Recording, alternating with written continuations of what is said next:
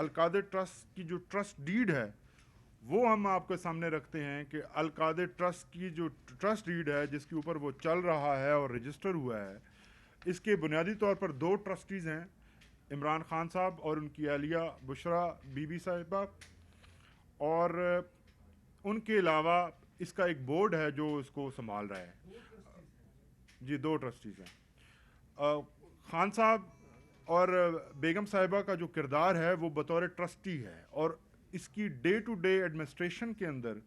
خان صاحب کا یا بیگم صاحبہ کا کسی قسم کا کوئی کردار نہیں ہے. یہ جو ادارہ ہے، جیسے میں نے پہلے کہا کہ یہ شوکت خانم کی لائنز کے اوپر انڈیپینڈنٹ بورڈز اس کو چلا رہے ہیں، اسی طرح کا اس کا بورڈ ہے جو تمام فیصلے جس کے اندر اگر کوئی ہائرنگ ہونی ہے یا کوئی کنسٹرکشن ہونی ہے، خرید و فروخت ہونی ہے، جو روزمرہ زندگی چلانے کے لیے اور ادارہ چلانے کے لیے ضروری چیزیں ہیں، وہ بورڈ ڈیسیجن لیتا ہے. اس کے اندر خان صاحب کا کسی قسم کا کوئی کردار نہیں ہے. خان صاحب جسٹ اس کے ایک سربراہ ہیں، اور اس سربراہ کا جو کام ہے اس کو مزید اس ڈاکیومنٹ کے اندر ایکسپلین کر کر لکھا گیا ہے. سب سے پہلے تو جو ضروری چیز ہے وہ آپ کے سامنے رکھنا کہ اس ٹرسٹ ڈیڈ کے اندر جو ہے وہ ایمز اینڈ آبجیکٹس جو اس ٹرسٹ کو بنانے کے لیے اس وقت تھے اور ہمیشہ رہیں گے، وہ آپ کے سامنے رکھتے ہیں. کہ اگر میں پڑھ کے آپ کو بتاؤں کہ اس کی جو کلاس 3 ہے، اس کے اندر لکھا ہوا ہے aims and objectives of the trust. پہلا اس کا پوائنٹ ہے to set up Al Qadir university in various disciplines including Islamic studies and sciences. یہ اس کا پہلا مقصد ہے. دوسرا مقصد ہے to set up any additional educational institute, schools, colleges and or universities across the country for the promotion of education in Pakistan.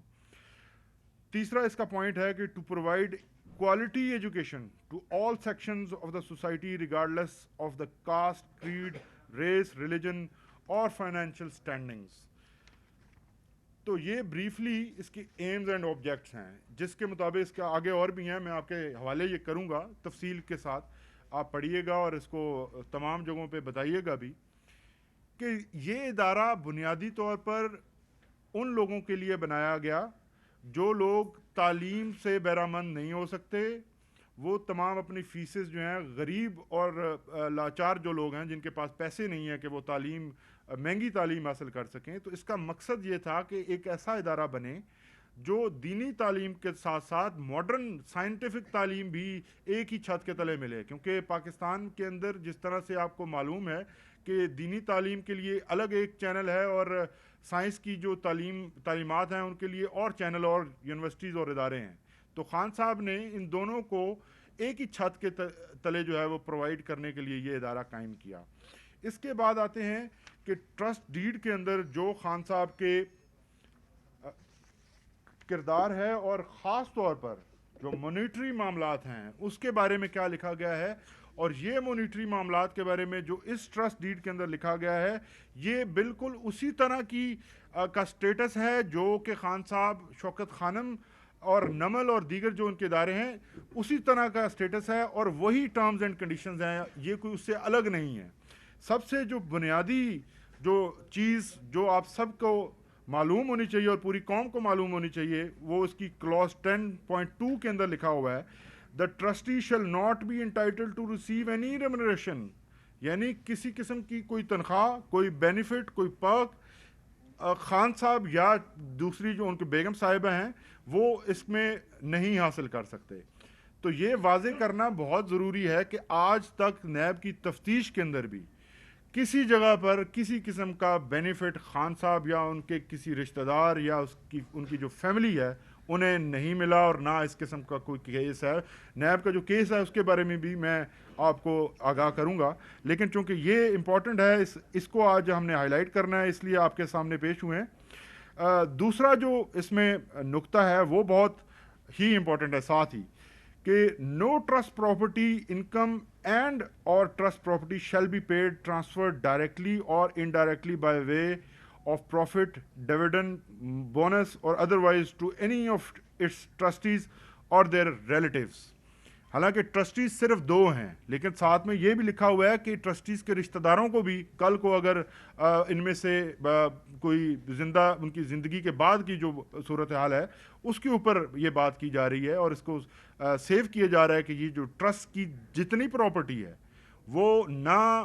Trustees اس کو ذاتی استعمال میں لا سکتے ہیں، نہ ٹرسٹیز جو ہیں وہ اس کو اپنے نام پر ٹرانسفر کر سکتے ہیں، اور نہ ہی کبھی ان کا کوئی رشتہ دار اس کو دوبارہ جو ہے وہ اپنے ذاتی استعمال کے لیے لا سکتا ہے۔ تو یہ ایک ٹرسٹ ہے جس نے ہمیشہ رہتی دنیا تک اسی پرپز کے لیے قائم رہنا ہے، اور اس کی پراپرٹیز اس کی ہی ملکیت رہیں گی۔ ٹرسٹیز کو تبدیل کرنے کا جو پروسیس ہے وہ بھی اس کے اندر موجود ہے کہ اگر ٹرسٹیز نہیں رہتے، خان صاحب تا حیات اس کے ٹرسٹی ہیں، خان صاحب کے بعد کی جو صورتحال ہے اس کے بارے میں بھی یہ لکھا گیا ہے، اور یہ صرف تعلیمی جو مقاصد ہیں ان کے لیے ہی استعمال ہوگا۔ اس کے علاوہ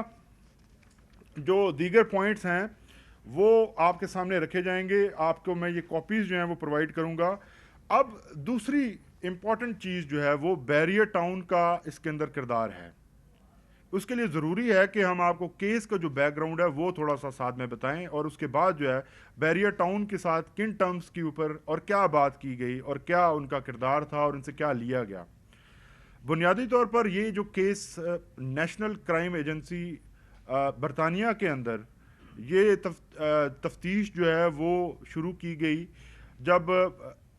حسن نواز شریف کی جو پراپرٹی ہے اس کو ایگزوربیٹنٹ پرائز کے اوپر ملک ریاض فیملی نے وہاں پہ خریدا۔ اس ون ہائیڈ پارک وہ پراپرٹی جی ون ہائیڈ پارک کو خریدنے کی جو پیمنٹ وہاں پر کی گئی اس کو نیشنل کرائم ایجنسی نے ایک مشکوک ٹرانزیکشن سمجھتے ہوئے اس کے اوپر ایکشن لیا، اور انہوں نے دیکھا کہ اس کمپنی کی جس کی جانب سے یعنی بیریئر ٹاؤن کی جانب سے جو پیمنٹ کی گئی ہے یہ غیر معمولی پیمنٹ ہے، اور دوسرے نمبر پر چونکہ ان کا وہاں پر کوئی کاروبار نہیں تھا تو انہوں نے اس تفتیش کے دائرہ کار کو بڑھایا، اور یہ تمام حقائق جو ہیں وہ جو پاناما کیس کے اندر جو اور باقی جو 10 کمپنیز رجسٹرڈ کا جو کیس تھا وہ جو پاناما کے کیسز تھے ان کے اندر ان کا ذکر موجود ہے کہ یہ کس طرح سے ہے۔ اسی کنٹینیوٹی کے ساتھ جو ہے جو دیگر اکاؤنٹ تھے ملک ریاض فیملی کے ان کو نیشنل کرائم ایجنسی نے اپنے تئیں جو ہے اپنے قانون کو استعمال کرتے ہوئے انہوں نے اس کو فریز کیا، اور ان کی عدالت سے یہ فریزنگ آرڈر لیا، اور یہ انویسٹیگیشنز انہوں نے جاری رکھیں۔ اب یہاں پر امپورٹنٹ سوال یہ ہے کہ وہ انویسٹیگیشنز آپ کے سامنے ابھی مشرق بینک کا جو سی ایم فائل کی گئی ہے سپریم کورٹ آف پاکستان میں، جو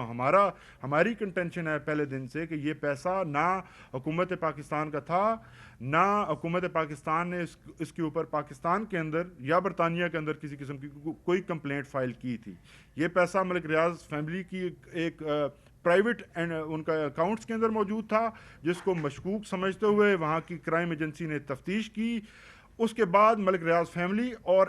جو نیشنل کرائم ایجنسی ہے ان کا آپس میں ایک ایگریمنٹ ہوا، جس ایگریمنٹ کے تحت ملک ریاض فیملی نے یہ وہاں پر بتایا ان کو اور ان کے ساتھ ایگری کیا کہ یہ پیسہ ہم واپس اپنے ملک لے کر جائیں گے۔ تو اس فیسیلیٹیشن کے لیے، اس پیسے کو واپس لانے کے لیے حکومت پاکستان نے جو کردار ادا کیا وہ اس وقت کا آپ کے سامنے ہے کہ وہ پیسہ آج تک اتنی بڑی تعداد میں کبھی پاکستان واپس نہیں آیا، تو جس کے اوپر نیب نے اور تمام دیگر اداروں نے کریڈٹ لیے ہیں۔ تاریخ گواہ ہے کہ پریس ریلیزز جاری ہوئیں اور جو اینول ان کی طرف سے فگرز دیے گئے، نمبر دیے گئے نیب کی جانب سے، اس کے اندر یہ رقم بطور ریکوری کی رقم ہمیشہ سے ریفلیکٹ ہوتی رہی اور ہمیشہ جو ہے وہ رہے گی۔ آج جو کیس بنایا گیا،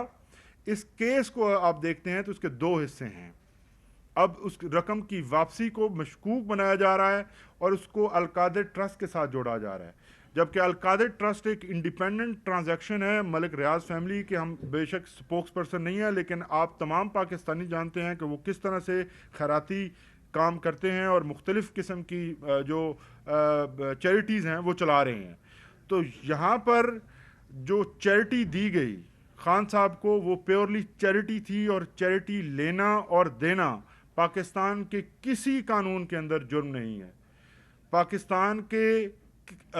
قانون کے مطابق ایک رجسٹرڈ ادارے نے ایک دوسرے رجسٹرڈ ادارے کو خیرات دی ہے اور وہ خیرات دیا جانا اس کو ایک ایسا رنگ دیا جا رہا ہے جیسے پاکستان کا جو پیسہ ہے وہ لوٹ کر کھا وہ اماؤنٹ آج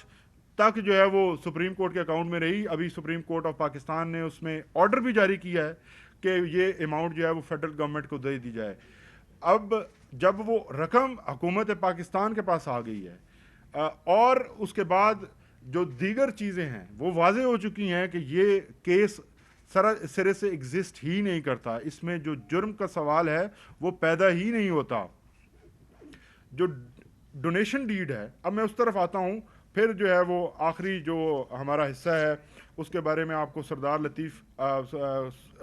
کھوسہ صاحب کے فرزند جو ہیں ہمارے ساتھ شہباز کھوسہ صاحب, یہ بھی آپ کو اس کے اوپر گائیڈ کریں گے اور ہم جو ہیں وہ تمام ڈاکیومنٹس آپ کے ہینڈ اوور کریں گے. جو ڈونیشن ڈیڈ ہے ملک ریاض فیملی اور القادر ٹرسٹ کے درمیان,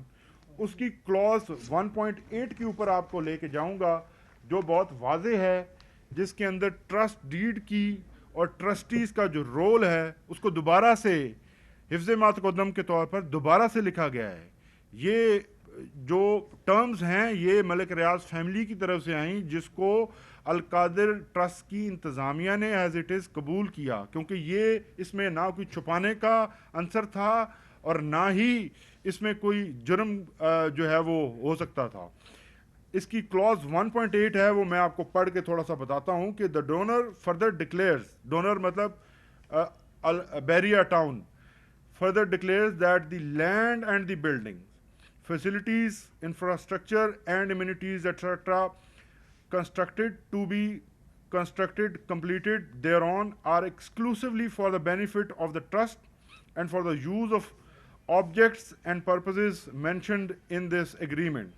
and no trust or any other employee shall have any right, title or entitlement to the said land and building,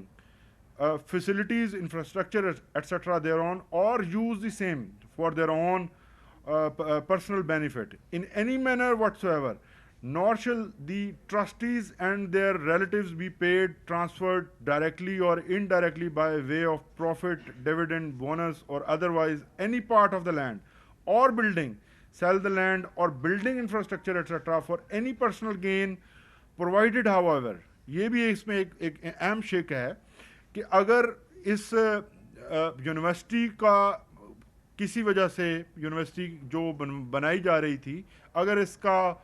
جو تکمیل ہے وہ نہیں ہوتی تو اس کے بعد اس پراپرٹی کا کیا ہوگا. provided however that if for some reason the land and building is not required for the purpose of proposed Al-Qadir University, then the trust shall be authorized to utilize the same for the purposes of the trust only as mentioned in the trust deed of the trust. اس میں لکھا گیا ہے واضح طور پر کہ یہ اگر کل کو یونیورسٹی کے پرپز کے لیے استعمال نہیں ہوتی اور یہ یونیورسٹی کام نہیں کر پاتی کسی بھی وجہ سے, تو جو پراپرٹی ہے یا اس پہ جو سامان یا بلڈنگز یا ایمینٹیز ہیں وہ پھر بھی جو ہیں وہ صرف اور صرف اس ٹرسٹ کے استعمال میں اور اسی پرپز کے لیے ہی استعمال ہوتی رہیں گی, یعنی دینی اور سائنسی تعلیم کے علاوہ اس کو کوئی استعمال نہیں کر سکتا. اس میں جو ٹرسٹیز ہیں وہ پھر سے ایک دوبارہ لکھا گیا ہے, یعنی خان صاحب اور ان کی فیملی اس کو نہ اپنے نام پر ٹرانسفر کروا سکتے ہیں, نہ اس کا کوئی فائدہ ڈائریکٹلی یا انڈائریکٹلی یا اس کے کسی بینیفٹ یا اس کی جو پراپرٹیز یا اس کی جو فردر انویسٹمنٹس ہیں اس میں سے کبھی بھی زندگی میں کوئی فائدہ لے سکیں گے. تو جو نیب کا کیس ہے وہ تو ختم ہو جاتا ہے جب یہ اماؤنٹ فیڈرل گورنمنٹ کے اکاؤنٹ میں چلی جاتی ہے,